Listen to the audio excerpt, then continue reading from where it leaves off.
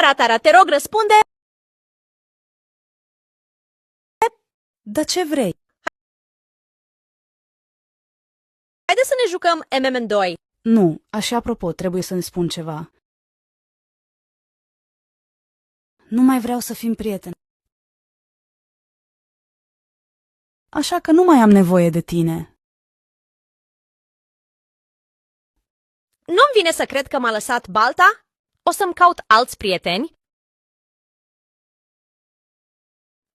ABC să fim prieteni. ABC. Vrei să îți dau și Robux? Da, Poftim. mulțumesc. O să-mi schimb acum avatarul. Ai dori să te adaug în grupul meu? Sigur. Partea 2.